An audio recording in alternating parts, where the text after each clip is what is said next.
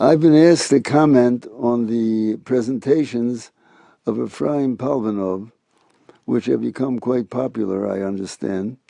And someone asked me to express my opinion about these presentations. I've seen a few of them, and I've heard a recording of a conversation that he's had, and I highly recommend that people stay away from his presentations.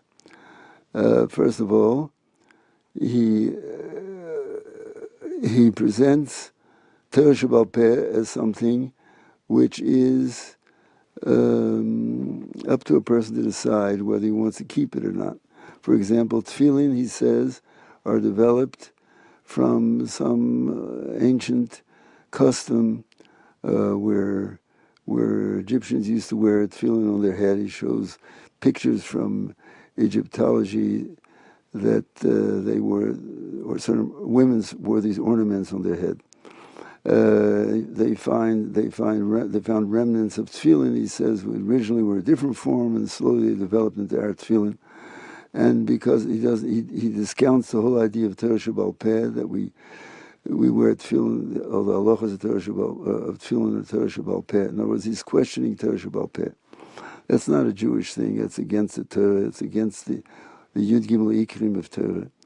And someone who wants to be a good Jew should not listen to his presentations. He's a very fascinating speaker. He makes an impression that he's a very learned person. He brings sources from all over and Gemaras and quotes. Of course, these things are really accessible to anyone who has a good computer. And they're meaningless. The sources that he brings are meaningless. But he derives from these sources, by selective citations, conclusions which are against halacha. For example, he has a whole presentation about wasting seed, which he says is mutter, because he brings different sources. He starts with all sources in the Talmud and the Torah with Tomar and everything, but he neglects to say that the halacha is that it's osur, and the sources that he brings are flimsy, worthless, don't say anything about what he concludes that wasting seed is mutter. There's a need, he says. It's osur. So he's just a megaleh panav Torah shleik halacha. He just uses the sources of the Torah to conclude things which are not al pi halacha. So that's something that we should stay away from. One quotation I heard, he says that we have to only keep the Rambam. We don't have to keep the Shulchan Aruch.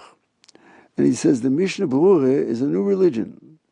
It's ignorance, total ignorance. It's not surprising that it's ignorance, because it doesn't sound like he ever learned in a yeshiva. He has no Rebbe, no one who taught him. He's all self-taught. But why does halacha end with the Rambam? Why did he pick out the Rambam? What about the Rosh? What about the Rif?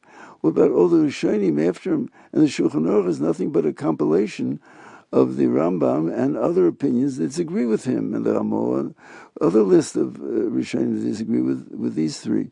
So why did he choose the Rambam? I don't know. Maybe because the pictures show the Rambam as a modern Jew. I don't know where you got the Rambam. For some reason, the Reformed Jews pick the Rambam as someone that's a modern Jew, but it's not true. It's not true.